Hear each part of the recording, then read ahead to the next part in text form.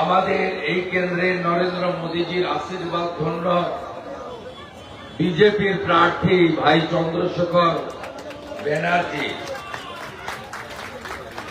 Inner EVM এ 1 নম্বরে নাম আছে।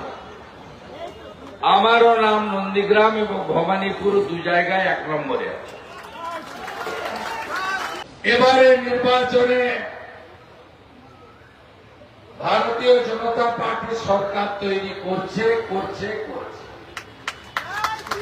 আমি গোটা রাজ্য ঘুরে ফেলেছি আপনাদের আশীর্বাদে। সর্বত্র একই আওয়াজ, এদেরকে আর নেওয়া যাচ্ছে না। সর্বত্র একই আওয়াজ, কবে যাবে? সর্বত্র একই আওয়াজ, পরিবর্তন চাই। সর্বত্র একই আওয়াজ, ভোট তো দিয়ে দেব, আপনাদের আসতে হবে না, একটু গণনাটা ঠিক করে দেখবেন। 15 বছর চোরেরা রাজত্ব করল, 34 বছর বাম শাসন, 5 বছরের জন্য রাম রাজ্য তৈরি করুন।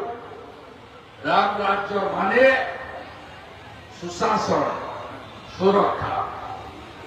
রাম রাজ্য মানে হাতে কাজ, পেটে ভাত, মাথায় ছাদ।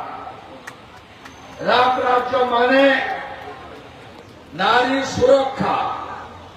রাম রাজ্য মানে শিল্প কলকারখানা। রাম রাজ্য মানে বেকার যুবকদের মেধার ভিত্তিতে কর্মসংস্থান। রাম রাজ্য মানে তোলাবাজির হাত থেকে পুলিশকে বের করে এনে রাজধর্ম পালন করতে শেখানো।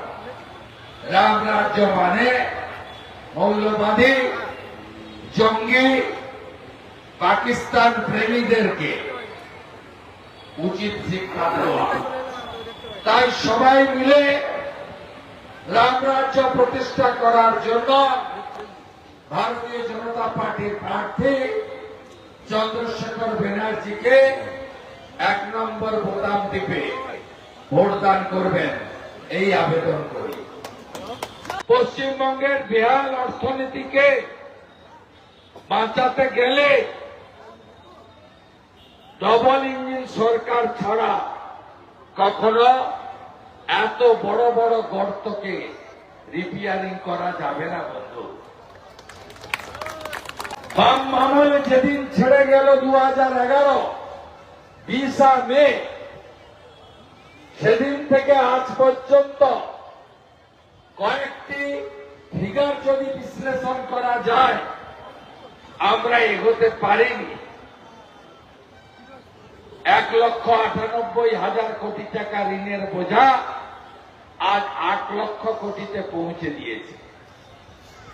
5 লক্ষ পরিযায়ী শ্রমিক আজ 1 কোটিতে পরিণত।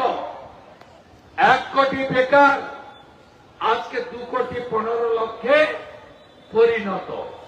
আমাদের প্রধানমন্ত্রী বলছেন আত্মনির্ভর ভারত, আমাদের মুখ্যমন্ত্রী বলছেন ভাতা নির্ভর বাংলা।